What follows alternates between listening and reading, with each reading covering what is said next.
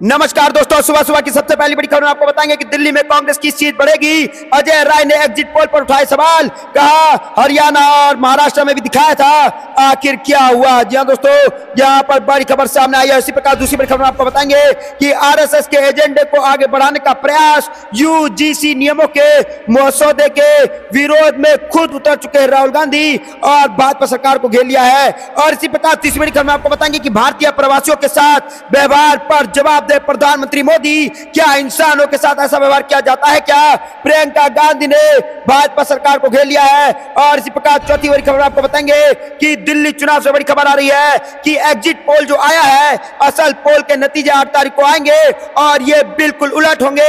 संजय राउत ने यहां पर भाजपा सरकार को घेर लिया है। और इसी प्रकार पांचवी बड़ी खबर में आपको बताएंगे, सीएम नीतीश कुमार के गढ़ में घुसकर लालू यादव ने कर दिया बड़ा ऐलान, कहा तेजस्वी यादव को मुख्यमंत्री बनाएंगे, किसी के आगे सर नहीं झुकाया है, ना ही किसी के आगे सर झुकाएंगे। तो दोस्तों, यहां पर बड़ी खबर सामने आ रही है। आपको क्या लगता है, कमेंट जरूर बताएगा। आपको भी लगता है 8 तारीख को किसकी सरकार बनेगी, कांग्रेस, भाजपा या आम आदमी पार्टी, ये भी कमेंट जरूर बताएगा। इस वीडियो को लाइक, चैनल को सब्सक्राइब कर लीजिए, कमेंट में जय हिंद जरूर लिखिएगा। रुक करते हैं पहली खबर की तरफ। दिल्ली में कांग्रेस की सीट बढ़ेगी, अजय राय ने एग्जिट पोल पर उठाए सवाल। जी हां दोस्तों, यहां पर बड़ी खबर सामने आ रही है और दिल्ली विधानसभा चुनाव से जुड़ी आ रही है। जी हां दोस्तों, आपको पता चले कि मतदान दिल्ली विधानसभा चुनाव का समाप्त होने के बाद अब एग्जिट पोल के अनुमान सामने आ चुके हैं। अधिकतर जो है एग्जिट पोल में सत्ता परिवर्तन का अनुमान लगाया गया है। एग्जिट पोल में अनुमान पर उत्तर प्रदेश कांग्रेस के अध्यक्ष अजय राय ने सवाल उठा दिया है। उन्होंने दावा किया है कि इस चुनाव में कांग्रेस का ग्राफ और सीट भी उसकी संख्या को बढ़ाया जाएगा।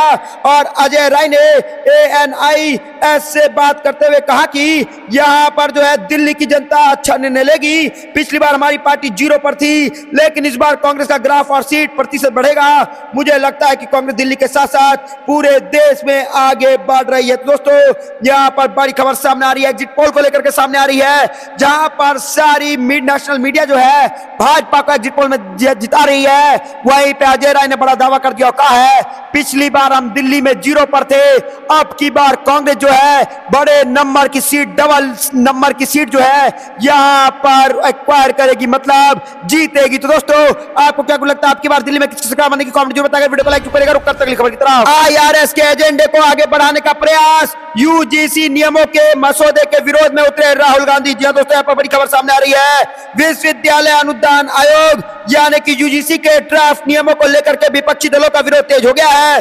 कांग्रेस नेता राहुल गांधी सहित कई विपक्षी नेता ने इसे लेकर केंद्र पर हमला बोलते हुए कहा है कि वह राज्य सरकारों की सारी शक्ति अपने हाथ में लेना चाहते हैं। जी हां दोस्तों, यहां पर बड़ी खबर सामने आ रही है और यहां पर दिल्ली के जंतर मंतर द्रमुक द्वारा विशेष यहां पर विश्वविद्यालय अनुदान आयोग नियमों के मसौदे के खिलाफ आयोग यहां पर आयोजित विरोध प्रदर्शन में बोलते हुए राहुल गांधी ने कहा कि विश्वविद्यालय और कॉलेजों में शिक्षकों और शैक्षिक कर्मचारियों की नियुक्ति पर यूजीसी ने मसौदा नियम आरएसएस के एजेंडे को आगे बढ़ाने की कोशिश की है। तो दोस्तों, यहां पर घेर लिया है यूजीसी के मुद्दे पर कांग्रेस ने भाजपा को और कहा है कि आरएसएस के एजेंडे को आगे बढ़ाने का प्रयास, यूजीसी नियमों के मसौदे के विरोध में उतर चुके हैं राहुल गांधी। आपको क्या लगता है दोस्तों, कमेंट जो बताइए। वीडियो को लाइक करेगा। रुक करते अगली खबर की तरफ। भारतीय प्रवासियों के साथ व्यवहार पर जवाब दे पीएम, क्या इंसानों के साथ ऐसा व्यवहार किया जाता है क्या। प्रियंका गांधी ने यहां पर प्रधानमंत्री को घेर लिया है। जो दोस्तों, यहां पर बड़ी खबर सामने आ रही है।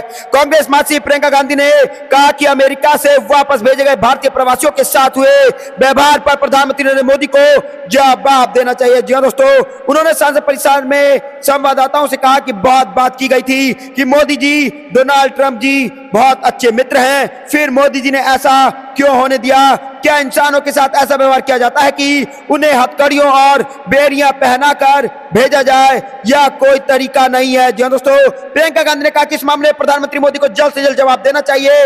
उल्लेखनीय है कि अमेरिका से 105 अवैध भारतीय प्रवासियों को लेकर के एक अमेरिकन सैन्य विमान बुधवार को अमृतसर में उतरा और अवैध प्रवासियों के खिलाफ कार्रवाई के तहत डोनाल्ड ट्रंप प्रशासन द्वारा वापस भेजा गया और यह भारतीयों का पहला जत्था था। तस्वीरों में भारत वापस भेजे गए लोगों में यहां पर हाथों में हथकड़ी देखी गई। तो दोस्तों, आपको क्या लगता है, कमेंट जरूर बताएगा। रुक करते हैं अगली खबर की तरफ। दिल्ली चुनाव ये एग्जिट पोल है असल पोल के नतीजे 8 तारीख को तय होंगे, संजय राउत का बड़ा बयान। जी हां दोस्तों, यहाँ पर बड़ी खबर सामने आ रही है। दिल्ली विधानसभा चुनाव के लिए बुधवार को 70 सीटों पर एक चरण में मतदान संपन्न हो गया। इसके बाद अलग अलग एजेंसियों की ओर से जारी किए गए एग्जिट पोल के आंकड़ों भी सामने आ चुके हैं। इस एग्जिट पोल में शिवसेना यूबीटी के साथ साथ संजय राउत की प्रतिक्रिया सामने आई है। जी दोस्तों, उन्होंने कहा कि एग्जिट पोल आते जाते रहते हैं। हमने महाराष्ट्र और हरियाणा के एग्जिट पोल भी देखे थे, ऐसा लग रहा था कि हम सरकार बनाने जा रहे हैं। 8 फरवरी को सुबह 10 बजे जब पता चल जाएगा कि अब किसकी सरकार दिल्ली में बनेगी और दिल्ली की जनता ने किसको चुना है। जी हां दोस्तों, संजय राउत ने आगे कहा कि एग्जिट पोल है, असल पोल के नतीजे 8 तारीख को तय होंगे।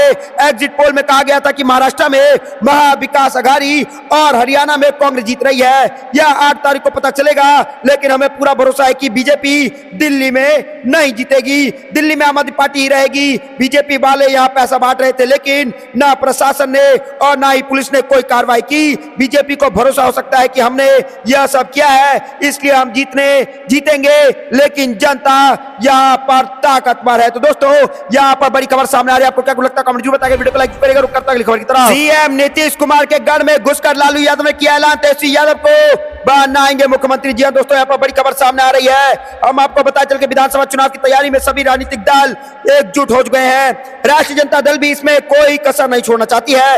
नेता प्रतिपक्ष तेजस्वी यादव लगातार यात्रा कर रहे हैं। इधर उनके पिता और राजद सुप्रीमो लालू प्रसाद यादव ने बुधवार को मुख्यमंत्री नीतीश कुमार के गृह जिले नालंदा में सभा को संबोधित किया। उन्होंने सीएम नीतीश कुमार के गढ़ में बड़ा ऐलान करते हुए कहा कि हम लोग हर हाल में तेजस्वी यादव को मुख्यमंत्री बनाएंगे। उन्होंने कहा कि हम लोग इकट्ठा होकर इस देश के अपनी सरकार बनानी है। आप लोग यहाँ पर जो है, यहाँ पर कहीं किसी के सामने सिर नहीं झुकाएंगे और ना हमने झुकाया है और ना आप लोग किसी के सामने सिर झुकाएंगे। तो दोस्तों, यहाँ पर लालू यादव ने घेर लिया नीतीश कुमार को, साफ साफ कह दिया कि बिहार प्रदेश में अब की बार नीतीश कुमार को यहाँ पर हरा करके तेजस्वी यादव को सीएम बनाएंगे। किसी के आगे ना सर झुकाए हैं और ना किसी के आगे सर झुकाएंगे। आपको क्या लगता है दोस्तों, कमेंट जरूर बताइए, वीडियो को लाइक करिएगा। रुक करता खबर की तरफ राहुल गांधी ने पीएम मोदी पर साधा निशाना, बोले उन्हें स्वीकार करना चाहिए कि मेक इन इंडिया विफल है। जी दोस्तों, इस वक्त की सबसे बड़ी खबर सामने आ रही है कि लोकसभा में नेता प्रतिपक्ष राहुल गांधी ने कहा है कि राष्ट्रपति के अभिभाषण पर चर्चा का जवाब देते हुए प्रधानमंत्री नरेंद्र मोदी ने मेक इन इंडिया का उल्लेख तक नहीं किया, जबकि उन्हें स्वीकार करना चाहिए कि एक अच्छी पहल होने के बावजूद यह विफल रहे। जी दोस्तों, उन्होंने यह भी कहा कि उत्पादन और प्रौद्योगिकी के संदर्भ में चीन का मुकाबला करने के लिए दूरदर्शिता और रणनीति की जरूरत है। कांग्रेस के पूर्व अध्यक्ष राहुल गांधी ने एक्स पर पोस्ट किया कि प्रधानमंत्री जी अपने अपने भाषण में मेक इन इंडिया का जिक्र तक नहीं किया। प्रधानमंत्री को यह स्वीकार करना चाहिए कि मेक इन इंडिया एक अच्छी पहल होने के बावजूद असफल रहा। विनिर्माण क्षेत्र में 2014 में सकल घरेलू उत्पाद 15.3% था, जो गिरकर 12.6% हो गया। यह पिछले 60 सालों में सबसे कम है। तो दोस्तों, यहाँ पर प्रधानमंत्री मोदी को घेर लिया है राहुल गांधी ने और साधा निशाना, बोले उन्हें स्वीकार करना चाहिए कि मेक इन इंडिया विफल रहा है। तो दोस्तों, आपको क्या लगता है कमेंट बताइए, वीडियो को लाइक करिएगा। रुक करता खबर की तरफ मिल्कीपुर में सपा नेता प्रदीप यादव की गुमशुदगी पर बड़ा बवाल, दिया 24 घंटे का अल्टीमेटम। जी दोस्तों, यहाँ पर बड़ी खबर सामने आ रही है।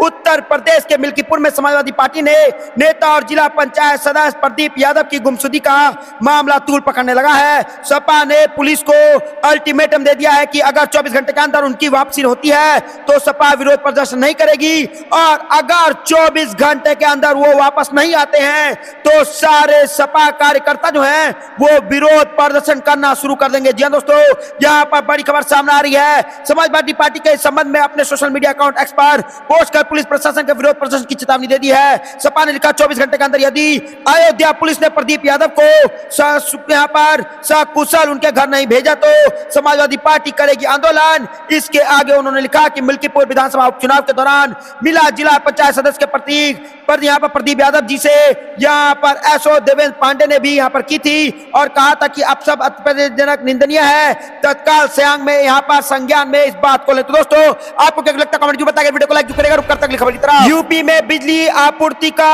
बहुत बुरा हाल, बिहार से भी पीछे सिर्फ नागालैंड से आगे। जी हाँ दोस्तों, यहाँ पर बड़ी खबर सामने आ रही है। उत्तर प्रदेश के गांवों में बिजली आपूर्ति की हालात सबसे ज्यादा खराब है। आलम यह है कि यूपी में पड़ोसी राज्य बिहार, राजस्थान और मध्य प्रदेश से भी कम बिजली की आपूर्ति हो पा रही है। और दोस्तों, इस लिस्ट में यूपी का नाम नीचे से दूसरे नंबर पर है। वहीं नागालैंड में सबसे कम गांव में बिजली मिल पाती है। यूपी राज्य विद्युत यहाँ पर उपभोक्ता परिसर में यूपी के गांवों में सबसे कम बिजली मिलने का यह मुद्दा उठाया है, जिसमें यूपी में बिजली व्यवस्था की पोल खुलकर रख दी है। जी दोस्तों, यूपी बिजली उपभोक्ता परिषद के अध्यक्ष अवधेश कुमार वर्मा ने गांव में कम बिजली दिए जाने का मुद्दा उठाया है। उन्होंने दावा किया कि अगर नागालैंड को छोड़ दिया जाए तो यूपी में ग्रामीण क्षेत्रों में सबसे कम बिजली की आपूर्ति की जा रही है, जबकि पड़ोसी राज्य बिहार में भी यूपी में सबसे ज्यादा गांव में बिजली दी जाती है। उन्होंने कहा कि यूपी पावर कॉर्पोरेशन प्रबंधक को बिजली के निजीकरण की प्रक्रिया छोड़कर पहले गांव में अन्य राज्यों की पूरी तरह मात्रा में बिजली मुहैया कराने की दिशा में काम करना चाहिए। तो दोस्तों, यहाँ पर बड़ी खबर सामने आ रही है। आपको क्या लगता है? कमेंट बताएगा, वीडियो को लाइक करेगा, रुक करता खबर की तरफ। अमेरिका से भारतीयों को यहाँ पर निकालना बेहद गंभीर। पंजाब मंत्री धालीवाल ने कहा ट्रंप से बात करे पीएम मोदी। जी दोस्तों, यहाँ पर बड़ी खबर सामने आ रही है। हाल ही में अमेरिका से निकाले गए 104 अवैध प्रवासियों को लेकर के एक अमेरिका का यहाँ पर मिलिट्री प्लेन C-17 बुधवार को अमृतसर एयरपोर्ट पहुंचा। भारतीयों को अमेरिका से निकालने जाने पर पंजाब में ANI मामले में मंत्री कुलदीप सिंह धालीवाल का बयान सामने आया है। जहां दोस्तों, यहाँ पर बड़ी खबर सामने आ रही है। और पंजाब के मंत्री कुलदीप सिंह धालीवाल ने कहा कि केंद्र सरकार को अमेरिका द्वारा भारतीयों को यहाँ पर निर्वासित करने के मामले को गंभीरता से लेना चाहिए। इतना ही नहीं, उन्होंने प्रधानमंत्री नरेंद्र मोदी से आग्रह किया कि भारतीयों के निर्वासन के संबंध में अपने मित्र अमेरिकी राष्ट्रपति डोनाल्ड ट्रंप से बात करें। तो दोस्तों, यहाँ पर बड़ी खबर सामने आ रही है और डोनाल्ड ट्रंप से बात करने की बात कह दी है और मोदी सरकार को साफ साफ कह दिया है कि आपके होते हुए अगर ऐसा भारतीयों के साथ अमेरिका में हो रहा है तो यह बिल्कुल गलत है। आपको क्या लगता है दोस्तों? कमेंट जो बताएगा, रुक करता खबर की तरफ। हेमंत सोरेन ने दिया निवेश को न्योता, बोले झारखंड में अपार संभावना है। जी दोस्तों, यहाँ पर बड़ी खबर सामने आ रही है। झारखंड में मुख्यमंत्री हेमंत सोरेन ने पश्चिम बंगाल सरकार की मेजबानी से बुधवार को शुरू हुए ग्लोबल बिजनेस समिट को संबोधित करते हुए देश विदेश के उद्यमियों और निवेशकों को राज्य में निवेश करने के लिए आमंत्रण दिया। क्या है? उन्होंने कहा कि खनिज यहाँ पर संपदाओं से परिपूर्ण झारखंड में औद्योगिक विकास की व्यापक संभावनाएं हैं। तो दोस्तों, यहाँ पर हेमंत सोरेन ने बड़ा खेल कर दिया है और यहाँ पर उद्योगपतियों को साफ कहा है कि हमारे पास कोयला है, लोहा है, सब कुछ है, आप बस कंपनी खोलिए,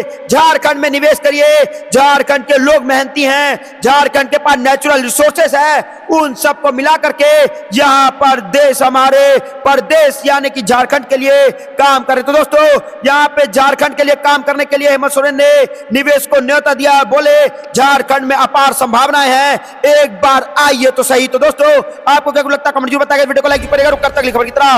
लिस्ट से नाम गायब, वोट नहीं डाल सके, कई लोग गुस्से में बोले हमें जानकारी क्यों नहीं दी। दोस्तों, यहाँ पर बड़ी खबर सामने आ रही है। दिल्ली विधानसभा चुनाव 2025 में कई मतदाता तब निराश हो गए जब उन्होंने पाया कि उनका नाम वोटर लिस्ट से गायब हो गया है। राजधानी के अलग अलग इलाकों से ऐसी शिकायत सामने आई जहां लोग मतदान केंद्र पहुंचे लेकिन उनका नाम सूची में नहीं था। जी दोस्तों, इस सिलसिले में रजौरी गार्डन में मतदाता को अपना नाम नहीं मिला। वहीं मयूर विहार में भी गायब हुए नाम पर मतदाता ने नाराजगी जताई है। तो दोस्तों, यहाँ पर बड़ी खबर सामने आ रही है। दिल्ली विधानसभा चुनाव का वोटिंग हो चुका है और यहाँ पर दोस्तों कई इलाके में दिल्ली विधानसभा चुनाव में जो है वो वोटर लिस्ट से नाम गायब पाए गए और जब वोटर वोट डालने पहुंचे तो उनके नाम उस लिस्ट में थे ही नहीं और गुस्से में बोले हमें जानकारी क्यों नहीं दी कि हमारा नाम वोटर लिस्ट से काट दिया गया। तो दोस्तों, आपको क्या लगता है? कमेंट जो बताएगा, वीडियो को लाइक करेगा, रुक करता खबर की तरफ। सीएम नीतीश कुमार के गढ़ में घुसकर लालू यादव ने किया ऐलान, तेजस्वी यादव को मुख्यमंत्री बनाएंगे। जी दोस्तों, यहाँ पर बड़ी खबर सामने आ रही है। विधानसभा चुनाव की तैयारी सभी राजनीतिक दल जुट गए हैं। राष्ट्रीय जनता दल भी इसमें कोई कसर नहीं छोड़ना चाहते हैं। नेता प्रतिपक्ष तेजस्वी यादव लगातार यहाँ पर यात्रा कर रहे हैं। इधर उनके पिता और राजद सुप्रीमो लालू यादव ने बुधवार को मुख्यमंत्री नीतीश कुमार के गृह जिले नालंदा में सभा को संबोधित किया। उन्होंने सीएम नीतीश को के गढ़ में बड़ा ऐलान करते हुए कहा कि हम लोग हर हाल में तेजस्वी यादव को मुख्यमंत्री बनाएंगे। उन्होंने कहा कि हम लोग इकट्ठा होकर इस देश को अपनी सरकार बनानी है। आप लोग कहीं किसी के सामने सिर नहीं झुकाना, और ना हमने झुकाया है और ना आप लोग किसी के सामने झुकाएंगे। तो दोस्तों यहाँ पर बड़ी अपील कर दी है लालू यादव ने, और सीएम नीतीश कुमार के गढ़ में घुसकर लालू यादव ने किया ऐलान, कहा तेजस्वी यादव को मुख्यमंत्री बनाएंगे, किसी के आगे ना सर झुकाए हैं और ना ही किसी के आगे सर झुकाएंगे। तो दोस्तों इस वक्त की सबसे बड़ी खबर सामने आ रही है, आपको क्या लगता है कमेंट बताकर वीडियो को लाइक करेगा। रुक करते अगली खबर की तरफ। अखिलेश यादव ने शेयर किया स्टिंग ऑपरेशन का वीडियो और ऑडियो, बोले फर्जी मतदान का टारगेट पूरा कर रही है अफसर। जी दोस्तों यहाँ पर बड़ी खबर सामने आ रही है, और यहाँ पर हमको पता चला कि सपा अध्यक्ष अखिलेश यादव ने अपने एक्स अकाउंट पर एक ऑडियो पोस्ट के शेयर कर मिल्कीपुर में फर्जी मतदान का आरोप लगाया है। उन्होंने कहा है कि मिल्कीपुर में अधिकारी भाजपा के लिए फर्जी मतदान का टारगेट पूरा कर रहे हैं। उन्होंने कहा कि सर्वोच्च न्यायालय और से यहाँ पर निर्वाचन आयोग लोकतंत्र के दुश्मनों का तत्काल संज्ञान ले। जी दोस्तों यहाँ पर बड़ी खबर सामने आ रही है। उन्होंने एक्स पर कहा किया है पीठासीन अधिकारियों की सच्चाई का स्टिंग ऑपरेशन, जो सत्ताधारी के लिए फर्जी मतदान का टारगेट पूरा कर रहे हैं, इनके बूथों पर तुरंत चुनाव रद्द किया जाए और उन्हें प्राथमिक दृश्य ऑडियो सबूतों के आधार पर निलंबित किया जाए और फिर उचित न्यायिक कार्रवाई के बाद बर्खास्त भी इन लोगों को किया जाए। तो दोस्तों यहाँ पर खबर सामने आ रही है, और अखिलेश यादव ने घेर लिया भाजपा को, और ऑडियो जो है स्टिंग ऑपरेशन का उन्होंने वायरल कर दिया है और बोले फर्जी मतदान का टारगेट पूरा करने में लगे हैं अफसर, चाहे कुछ भी हो जाए। तो आपको क्या लगता है दोस्तों कमेंट जो बताएगा। रुक करते अगली खबर की तरफ। प्रधानमंत्री ने नहीं दिया एक भी सवाल का जवाब, चुनावी स्पीच दी, पीएम के भाषण पर विपक्ष का पलटवार। जी दोस्तों यहाँ पर बड़ी खबर सामने आ रही है। हम आपको बता चले कि संसद में मंगलवार को प्रधानमंत्री द्वारा दिए गए भाषण को लेकर के राजनीति शुरू हो गई है। कांग्रेस सहित कई विपक्षी पार्टियों ने इस भाषण को चुनावी भाषण का नाम दिया है। विपक्ष ने आरोप लगाया है कि पीएम मोदी ने विपक्ष द्वारा उठाए गए किसी सवाल का जवाब नहीं दिया। गौरतलब है कि प्रधानमंत्री नरेंद्र मोदी ने मंगलवार को यहाँ पर लोकसभा में राष्ट्रपति के अभिभाषण पर धन्यवाद प्रस्ताव पर चर्चा में हिस्सा लिया। इस दौरान सदन को संबोधित करते हुए पीएम मोदी ने सरकार की उपलब्धियां गिनाते हुए विपक्षी पार्टी पर भी निशाना साधा। पीएम के संबोधन के बाद कांग्रेस महासचिव प्रियंका गांधी वाड्रा ने संसद परिसर में मीडिया से बातचीत करते हुए कहा कि उनके भाषण से ऐसा प्रतीत होता है कि प्रधानमंत्री मोदी जनता और उनकी जरूरतों से कट चुके हैं। वही कांग्रेस सांसद शशि थरूर ने कहा कि मुझे प्रधानमंत्री के भाषण से हैरानी हुई, क्योंकि यह एक चुनावी भाषण था। तो दोस्तों यहाँ पर बड़ी खबर सामने आ रही है, आपको क्या लगता है कमेंट जरूर बताएगा। इस वीडियो को लाइक करिएगा। रुक करते अगली खबर की तरफ। राहुल गांधी ने जातीय जनगणना की मांग फिर से उठाई, दलितों को शीर्ष पदों पर देखने की इच्छा जताई। जी दोस्तों यहाँ पर बड़ी खबर सामने आ रही है। कांग्रेस नेता राहुल गांधी ने देशव्यापी जाति आधारित जनगणना की अपनी मांगों को दोहराते हुए कहा है कि वह उस दिन का इंतजार कर रहे हैं जब दलित और कमजोर वर्ग के लोग भारत के हर संस्था में शीर्ष पद संभालेंगे। जी दोस्तों राहुल गांधी ने स्वतंत्रता सेनानी एवं दलित नेता जगलाल चौधरी की जयंती समारोह में अपने संबोधन में भी आरोप लगाया कि भारतीय जनता पार्टी और राष्ट्रीय सेवक संघ यानी कि आरएसएस संविधान के खिलाफ है, क्योंकि संविधान दलित और वंचितों के अधिकारों की गारंटी देती है। जी दोस्तों मैं दलितों के हितों के लिए अपनी लड़ाई जारी रखूंगा। उन्होंने कहा कि देश के मौजूदा सत्ता तंत्र और संस्थाओं में दलितों और वंचितों की कोई भागीदारी नहीं है। दलित, अल्पसंख्यक और समाज के कमजोर वर्गों की यहाँ पर सटीक संख्या का पता करने के लिए पूरे भारत में जातीय जनगणना कराना आवश्यक है। तो दोस्तों यहाँ पर बड़ी खबर सामने आ रही है, और राहुल गांधी ने जातीय जनगणना की मांग फिर से उठा दी है, दलितों को शीर्ष पदों पर देखने की इच्छा जता दी है। तो दोस्तों आपको क्या लगता है कमेंट जो बताइए, वीडियो को लाइक करिएगा। रुक करते अगली खबर की तरफ। एमएसपी पर धान व गेहूं की खरीद कम कर रही है सरकार, राज्यसभा में केंद्र पर बरसे दिग्विजय सिंह। जी दोस्तों यहाँ पर बड़ी खबर सामने आ रही है। संसद के बजट सत्र का आज चौथा दिन है। राज्यसभा में राष्ट्रपति के अभिभाषण पर धन्यवाद प्रस्ताव की चर्चा के दौरान कांग्रेस सांसद दिग्विजय सिंह केंद्र सरकार पर जमकर बरसे। सिंह ने एमएसपी को लेकर के पीएम मोदी पर वादा खिलाफी का आरोप लगाया। जी दोस्तों यहाँ पर बड़ी खबर सामने आ रही है। राज्यसभा सांसद ने सदन को संबोधित करते हुए कहा, नरेंद्र मोदी ने एक तरफ एमएसपी को कानूनी दर्जा देने का वादा किया है, लेकिन आज पंजाब हरियाणा के किसान भूख हड़ताल पर हैं, जबकि दूसरी तरफ सरकार लगातार एमएसपी पर धान व गेहूं की खरीद कम करती जा रही है। जी दोस्तों सिंह ने आगे कहा कि साथ साथ खरीदे में जो राशि खर्च की जा रही है उसमें यह भी 2021-22 में 79,000 करोड़ था, वह घटकर 70,000 करोड़ रुपए रह गया। तो दोस्तों यहां पर बड़ी खबर सामने आ रही है। एमएसपी पर धान व गेहूं की खरीद पर कम कर रही है सरकार। राज्यसभा में केंद्र पर बरसे दिग्विजय सिंह और खोल डाली सरकार की पोल किसानों के लिए। आपको क्या लगता है कमेंट जरूर बताइए, वीडियो को लाइक करेगा। रुक कर खबर की तरफ। डिप्टी सीएम के गढ़ में भूपेश बघेल भाजपा पर कांग्रेस प्रत्याशियों को धमकाने का लगाया आरोप। जी दोस्तों इस वक्त की सबसे बड़ी खबर सामने आ रही है। छत्तीसगढ़ में नगरीय निकाय चुनाव को लेकर के चुनाव प्रचार जोरों पर है।